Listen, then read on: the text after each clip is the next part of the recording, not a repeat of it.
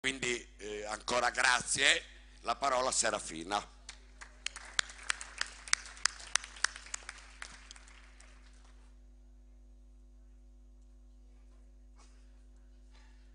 Bene, siamo arrivati all'ultimo giorno del nostro incontro.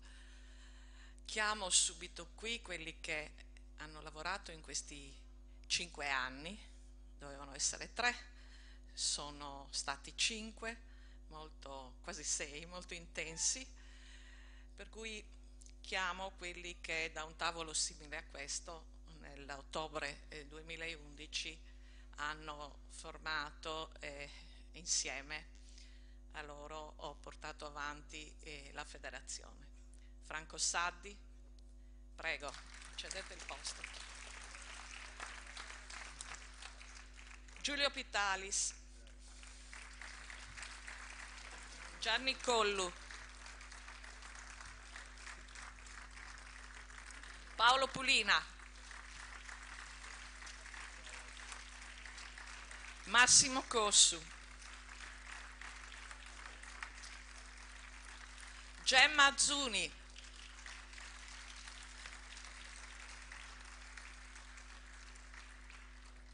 il presidente Filippo Soggiu,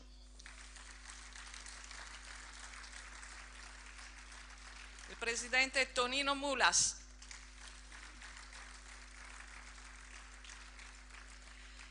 i coordinatori Antonello Argiolas, Maurizio Secchi,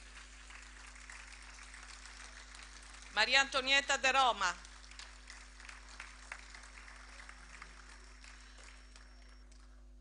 Bruno Culeddu, non presente in questo momento, ma che ringraziamo non solo per l'attività di coordinatore, ma per tutti i progetti che ha portato avanti, e Visioni Sarde, che continua a portare avanti il gruppo dei giovani e che continua, per cui un avvertimento a tutti gli artisti: il concorso si concluderà a marzo, per cui chi ha dei lavori di cortometraggio che rientrano nelle linee del bando del concorso sono invitati a inviare. A fianco a loro ho avuto Boi e Olianas presenti in sala nel collegio dei revisori,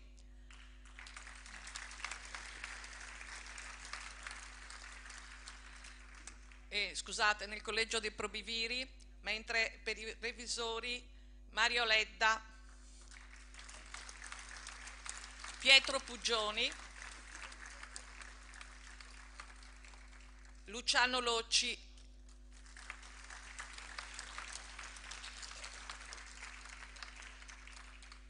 Giovanni Cervo.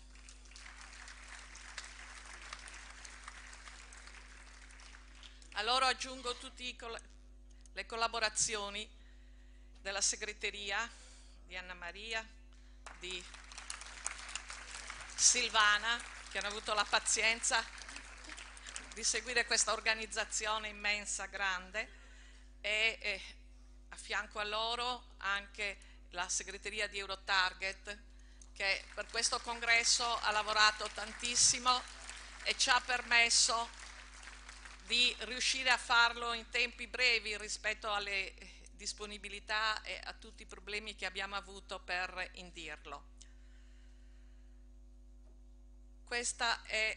Sono stati ovviamente 5 anni molto intensi, molto pieni di problemi, come è sempre stata la vita dei circoli e la vita della Fasi. Soprattutto ringrazio tutti i presidenti, tutti i soci dei circoli che ci hanno sempre affiancato e con i quali abbiamo superato questi momenti difficili, che sono però anche momenti di crescita. Oggi in questo congresso ci siamo ritrovati in Sardegna per mostrare, per interloquire, per dire chi siamo. Questo congresso non finisce qui, tutto il materiale che abbiamo raccolto, ci scusiamo per non essere riusciti ad organizzarlo, per proiettarlo. Tonino Mulas, ti ho nominato? No. Ah, sì. Ecco. ringrazio poi Caddeo che ha gestito queste giornate sacrificandosi, il comitato elettorale Pugioni, Loi e il mitico Mazzei,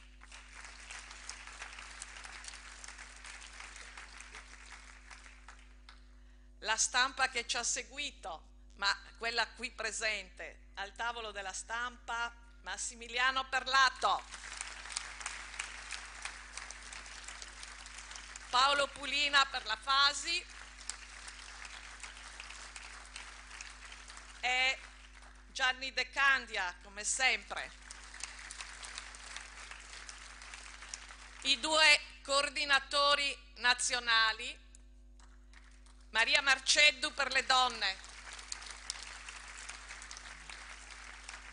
Giancarlo Palermo per i giovani,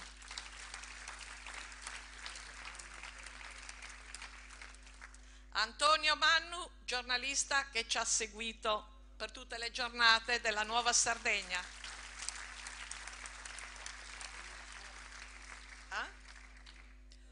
È quella che ha coordinato tutta la comunicazione in Sardegna, non solo la comunicazione, ma tutti i contatti, e che ci ha insegnato un po' di cerimoniale, perché noi siamo abituati a lavorare e forse pecchiamo in qualcosa di formale, soprattutto appunto nel cerimoniale e nel mantenere i contatti. È Carmina Conte.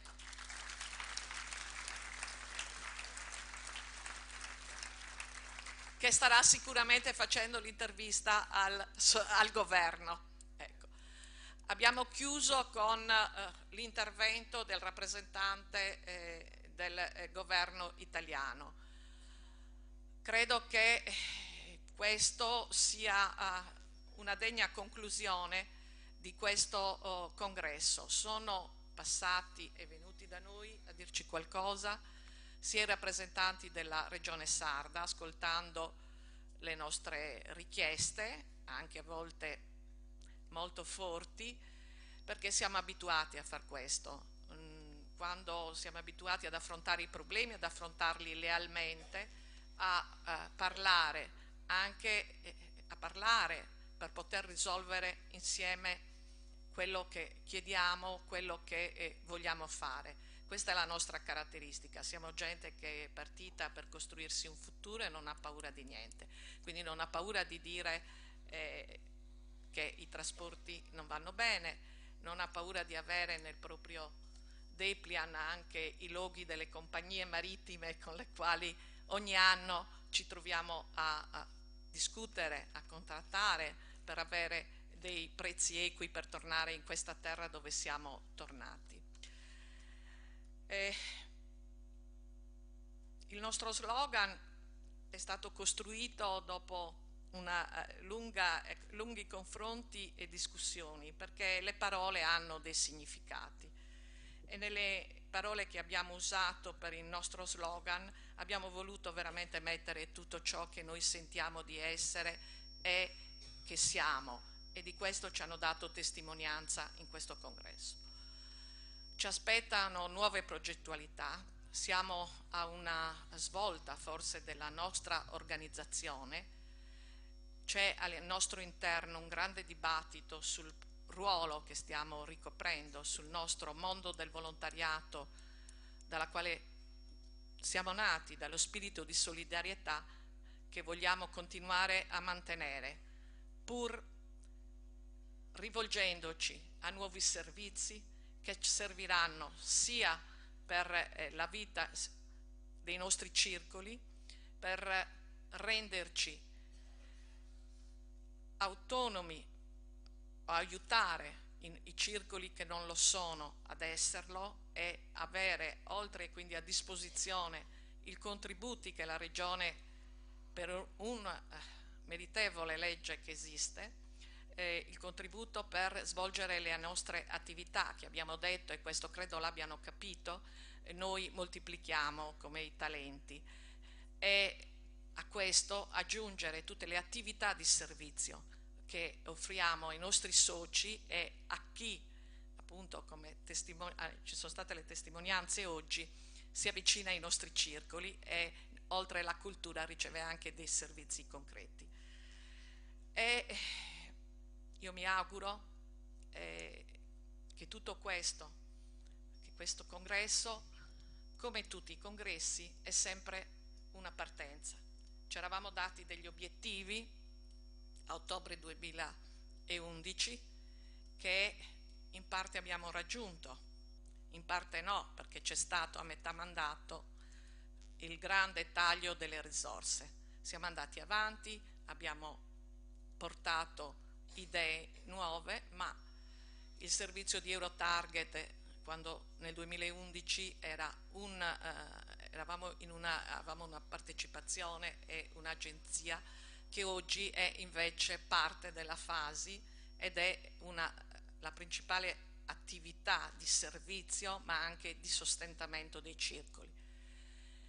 Ci siamo dati nel frattempo, ci eravamo proposti di diventare un'associazione, di essere riconosciuti come associazione nazionale di promozione sociale, rimarcando quindi la nostra caratteristica di servizio sociale.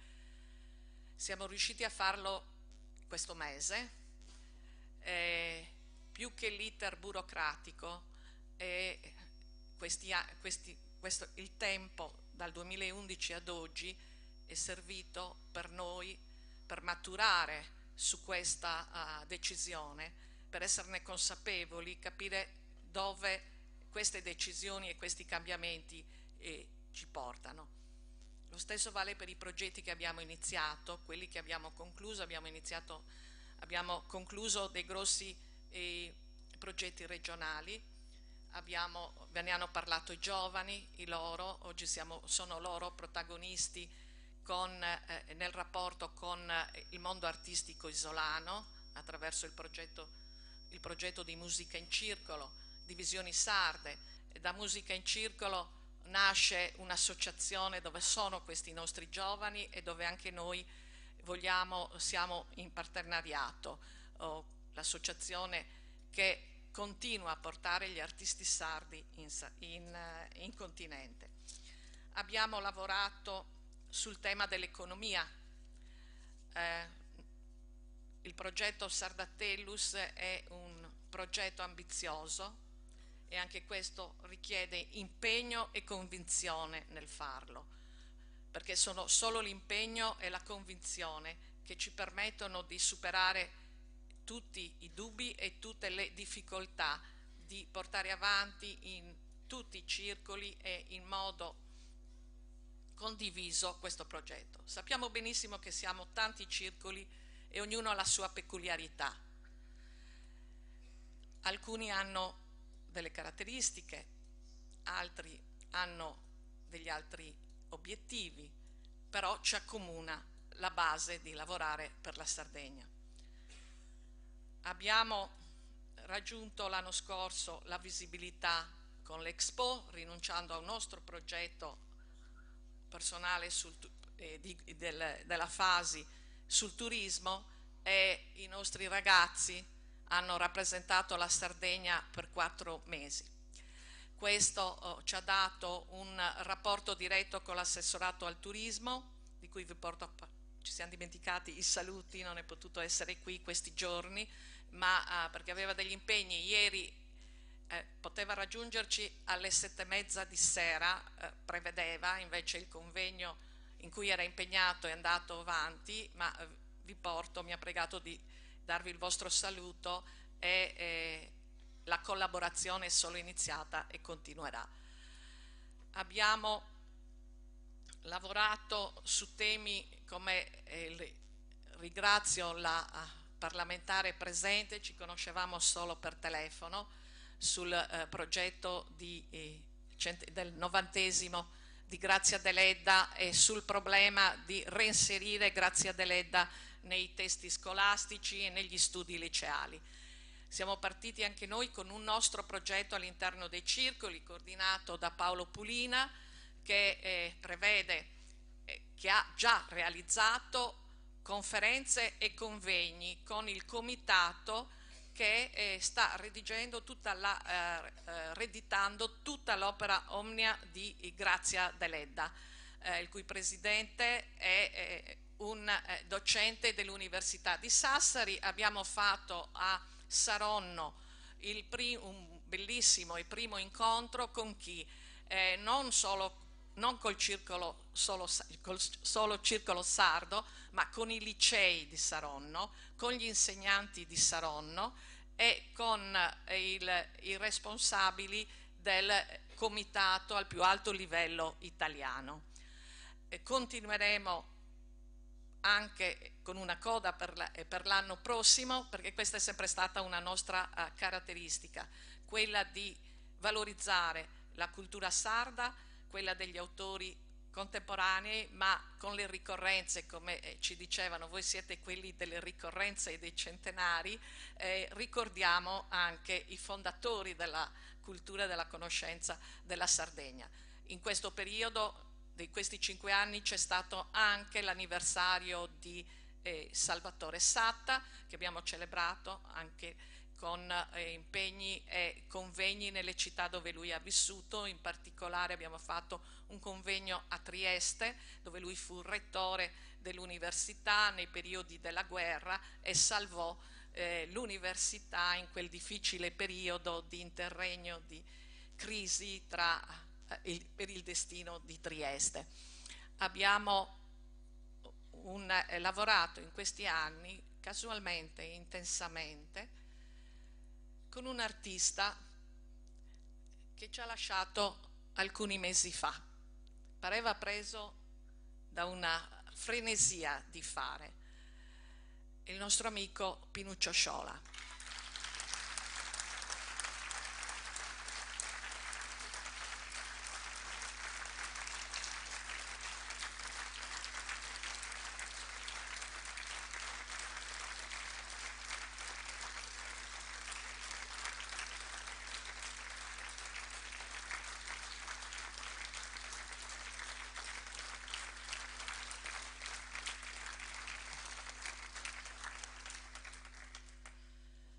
Pinuccio era un artista migrantes, era un artista che vivendo in Sardegna lasciava la Sardegna almeno 2 settimane ogni mese. Portava le sue opere pesanti in giro, lavorando su tutto ciò che poteva permettere questo. Quindi con i contatti, con gli amici di San Sperate. Pinuccio lo conosciamo, però ha portato anche la cultura internazionale in un paesino che si chiama San Sperate. Io, come tanti di noi, da 40 anni, 50 anni abbiamo partecipato alle sue mostre, ai suoi eventi a San Sperate. Credo che sia stato un esempio per tutti, ma forse il primo promotore, il primo a far sì che i piccoli centri fossero teatri di cultura. Non portava e non cercava spazi istituzionali, cercava il contatto con la gente. La sua arte nasce tra la gente e tra la natura di questa regione, le pietre, la terra, l'entusiasmo. L'abbiamo sempre avuto al nostro fianco.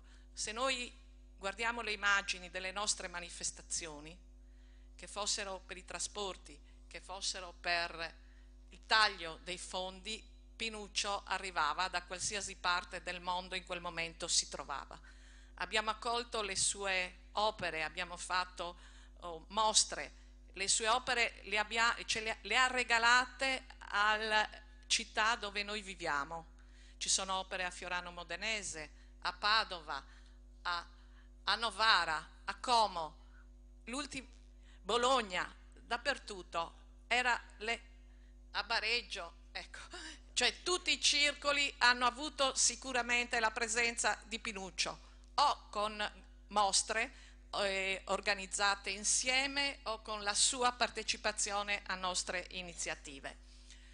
Ho voluto nel nostro Deplian, nel nostro locandina, nella parte interna voi trovate una striscia che richiama le sue opere. È un nostro omaggio a lui. Dicevo, questi ultimi anni aveva una frenesia terribile di lavoro, non stava bene, il suo percorso in questi ultimi anni l'aveva focalizzato su un rapporto con due personaggi, San Francesco e Giotto. Ci ha tormentato. Partendo da Assisi, dove ha esposto le sue opere, le sue pietre sonanti sul piazzale della Basilica di Assisi, ci ha chiamato e ha detto: ma voi siete nelle altre città, e di San Francesco e di Giotto, quindi io voglio portare le mie opere lì. E non c'è stato niente da fare, ci siamo riusciti. La prima tappa è stata a Padova, davanti alla Cappella degli Scrovegni, che ci è costata il rapporto con il direttore dei musei, perché dove lui sceglieva di mettere una pietra, lì doveva essere, non c'erano problemi insolubili. E così ha fatto, ha portato queste bellissime pietre davanti a Giotto, pittore. L'altra è stato il desiderio di portarla a Santa Croce, dove poteva trovare sia il legame francescano e sia quello con un altro grande artista, Michelangelo. Abbiamo fatto la mostra col Circolo di Firenze all'interno del Museo di Santa Croce. Poi, in un colpo di mano dal museo ci siamo recati seguendo lui. Non so se ci sono le immagini, trovate le immagini su YouTube. Lui prese le sue pietre e andò davanti a Michelangelo e si mise a suonare la pietra dicendo: caro Michelangelo, tu hai chiesto alla statua perché non parli, non sapevi che c'era una voce. Ecco, io suono la pietra davanti alla tua tomba, tu ascolta la voce della pietra. A noi sembrava un gesto sacrilego.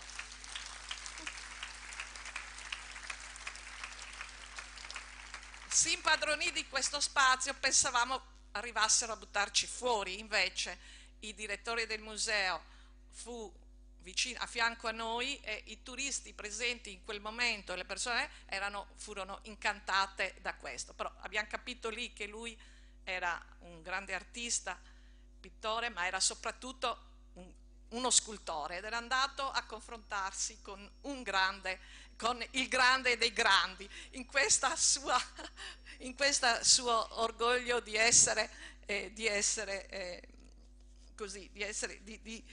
questa sua scoperta della voce delle pietre. Abbiamo poi fatto Novara con gli amici del Circolo di Novara e abbiamo proseguito con varie altre mostre, e l'ultima a Milano, di cui il Circolo di Bareggio ha curato il trasporto e la conservazione dei beni. Pinuccio ci ha insegnato quindi che si parte dalla pietra e dalla terra, e all'interno di queste due materie così semplici c'è tutto, c'è il seme, c'è il suono, c'è la voce, c'è la parola della terra e del tempo. Grazie Pinuccio, lo ricorderemo andremo a rendergli omaggio domani a San Sperate. Ci ha lasciato tanti progetti che vorremmo realizzare. È stata costituita una fondazione per le sue opere con la quale andremo a confrontarci e a dare la nostra disponibilità perché la sua opera continui a girare per il mondo. Mi pare che siamo... Allora, scusate questa parentesi, ma quando la notizia della mancanza di Pinuccio, con la quale avevamo veramente tanti progetti ancora avanti, ha spezzato, ma non lo cancelleremo, lo porteremo avanti, lo riannoderemo in questo modo. Abbiamo detto 5 anni di obiettivi, in parte raggiunti, ma io credo raggiunta soprattutto anche grazie a queste 3 giornate che ci hanno visto confrontarci tra di noi, a volte anche con così, con impegno e con decisione.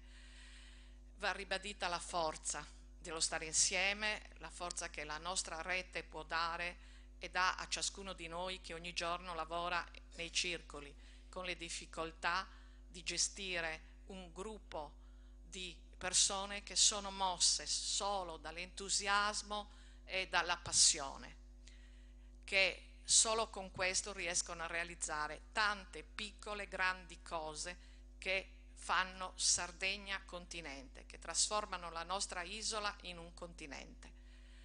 Questo vogliamo lasciare a chi proseguirà il nostro lavoro, i progetti già iniziati e tutte le nuove idee. In questi 3 giorni i giovani li abbiamo visti qui in aula solo oggi, come le donne. Hanno lavorato a fianco del congresso ufficiale dove si discutevano i temi principali, dove abbiamo incontrato le autorità regionali a partire dal vicepresidente della giunta regionale, dagli assessori, dai pastori, dalle rappresentanze degli artigiani, dell'economia. Sono venuti, ci hanno ascoltato, manderemo tanto altro materiale e il nostro obiettivo era quello di farci conoscere, di rimarcare che esistiamo, di mostrare quello che facciamo. Avevamo anche delle richieste legittime, però non siamo qui per chiedere qualcosa in cambio di progetti o di promesse che facciamo loro. No, noi siamo qui per mettere a disposizione la nostra rete, una rete che è patrimonio di tutto il popolo sardo, quindi di noi che abbiamo lavorato fuori dalla Sardegna e di chi in Sardegna lavora per lo sviluppo della Sardegna, seriamente, fattivamente e con decisione, perché è questa che serve, la decisione di raggiungere degli obiettivi. Il nostro grande tema della insularità è il nostro tema ed è il tema da cui si parte per migliorare la situazione. Noi siamo un'isola, ma non vogliamo essere isolati. Ricordiamo questa rete, dicevamo, è a disposizione della Sardegna. Noi ci siamo pronti ad andare avanti, a continuare, a discutere, a modificare, a chiudere i circoli, aprirne altri, là dove non c'è più entusiasmo o funzione, perché se manca questo non servono neanche i quattrini. È inutile che ci diano i contributi se non c'è la risorsa umana che porta avanti queste cose, se non c'è l'entusiasmo, la passione e il sacrificio. Ricordiamo la solidarietà. Oggi siamo anche oggi raggiunti da notizie di calamità, di terremoti. Abbiamo iniziato questo congresso, la preparazione di questo congresso rivolgendo il pensiero e il ricordo quando stavamo progettando all'alluvione della nostra isola. Nel frattempo sono arrivate altre emergenze in Italia, che è la nostra, dove viviamo e che è comunità, è anche e soprattutto comunità di tutte le regioni. Ci siamo anche su questo fronte, siamo presenti. Abbiamo aperto una sottoscrizione in nome di una delle vittime simbolica, una delle vittime del terremoto, un giovane sardo che con la famiglia risiede ad Amatrice, e in nome suo faremo un progetto d'accordo con la famiglia.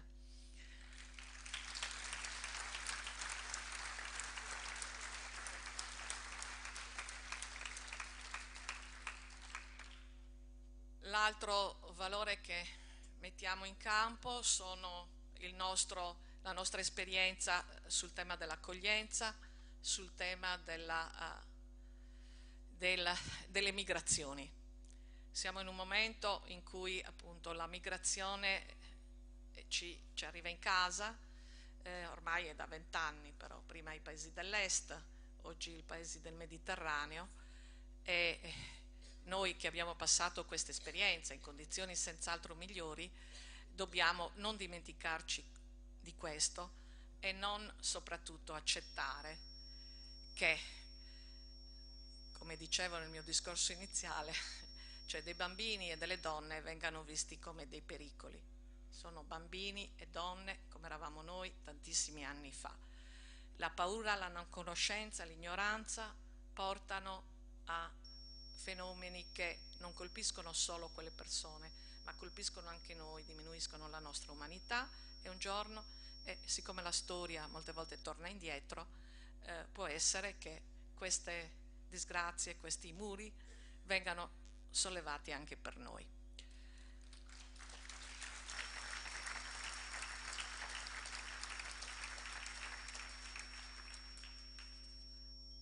Rimaniamo noi a continuare a lavorare con i nostri circoli, con la nostra rete. Non scoraggiamoci. Abbiamo avuto anche oggi la presenza dell'arcivescovo di Cagliari, che è stato una visita alla nostra comunità di emigranti molto gradita e che ci ha ricordato che appunto è il coraggio e la speranza che ci deve guidare anche quando siamo scoraggiati, siamo sfiduciati, nessuno ci segue, tutti ci trattano male, nessuno ci ascolta, eccetera. Non dobbiamo demordere, andare avanti e fare di questa grande rete una rete che continua e che i nostri giovani, sono sicura, porteranno avanti. Hanno dimostrato in questi 3 giorni di lavoro, riunendosi sui temi, sulle discussioni e facendoci una proposta concreta insieme al coordinamento delle donne. Siamo una componente che guarda al futuro, siamo una componente che può avere una vita. Dateci una mano, fateci entrare non solo nei circoli, ma permetteteci di proporvi idee, progetti che magari servono per noi che guardiamo avanti, per noi che conosciamo e che siamo in questo mondo contemporaneo. Grazie.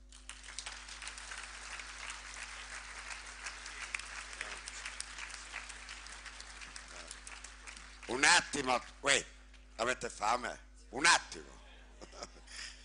No, sedetevi, dobbiamo decidere come procediamo. Nel senso, il pasto ci sarà, frugale ma c'è. Ci sono delle mozioni state presentate, non vogliamo accantonare, devono essere affrontate, poi sono dei temi molto condivisibili e quindi dobbiamo affrontare anche questo problema, a meno che, ascoltate bene, Serafina, ascolta che tu sei la Presidente, la mozione è qua, e interrompiamo, visto che la Commissione elettorale deve fare lo spoglio e quant'altro. Noi andiamo a consumare sto pranzo, però con un impegno, alle 2:30 dobbiamo essere qua, perché poi, no? Facciamo alle 3. No, scusate, io dico alle 2:30 perché ci sono molti delegati che hanno l'aereo, devono andare a Porto Torres a prendere la nave e non è qua dietro Porto. E allora dobbiamo decidere, o non andiamo a mangiare, che ci farebbe anche bene, andiamo avanti adesso. Io parlo per me, interpretando, visto che mi avete votato il primo giorno come presidenti, rappresento tutti voi, lo so. Quindi facciamo così, andiamo a mangiare alle 2:30 qua, andiamo avanti con le 2, 3, o vuoi parlare subito? No, le mozioni le presentiamo dopo. Okay. Subito. Allora, Serafina. Ci sono altre mozioni? Ci sono altre mozioni? Paolo? Tonino? Tonino, quella mozione di ieri l'ha data Paolo. Allora, abbiamo questa mozione presentata da Migaleddu Pira alla Presidenza del Consiglio, Sottosegretario Editoria Onorevole Luca Lotti, Presidenza Giunta della RAS, Presidente Commissione Parlamentare Vigilanza RAI, assessorato alla cultura della RAS e consiglio di amministrazione della RAI. Nell'imminenza della stipula della nuova convenzione del nuovo contratto di servizio tra il governo e l'ente radiotelevisivo di servizio pubblico, i delegati al 6° congresso della FASI, Federazione Associazioni Sarde in Italia, tenuto conto della legge 482 del 1999, in attuazione degli articoli 2, 3 e 6 della Costituzione italiana, stabiliscono il riconoscimento ufficiale della minoranza parlante sardo, insieme ad altre minoranze, come soggetto di tutela della sua specificità linguistica. Della sentenza della Corte Costituzionale numero 15 del 2013, in cui è stata affermata l'effettiva eguaglianza fra tutte le comunità linguistiche regionali riconosciute, anche se prive di uno Stato straniero di riferimento, chiedono che nel suddetto contratto di servizio venga inserito il sardo nel capitolo delle minoranze linguistiche per le quali sono previste obbligo e oneri dello Stato per specifici programmi di trasmissione in lingua sarda. Invitano altresì la Regione Autonoma della Sardegna a tutelare in maniera decisa e convinta, portando avanti nelle sedi e attraverso i canali istituzionali di sua competenza, tale richiesta. Allora, viene accolta? Mettiamo ai voti la mozione. Allora, un attimo, se non ci sono interventi, spero di no, passiamo al voto. Allora, chi è d'accordo? Giù? Sì, tutti presenti. Giù? Contrari? Nessuno. Astenuti? C'è una mano? No, stava salutando. Astenuti? Niente, all'unanimità. Approvata all'unanimità. Onorevole, noi non presentiamo una mozione sui trasporti, però veniamo a chiedere conto. Noi siamo in continente, quindi non dobbiamo attraversare il mare. Siamo lì, a Roma abbiamo ben 3 circoli e vi presidiamo, va bene?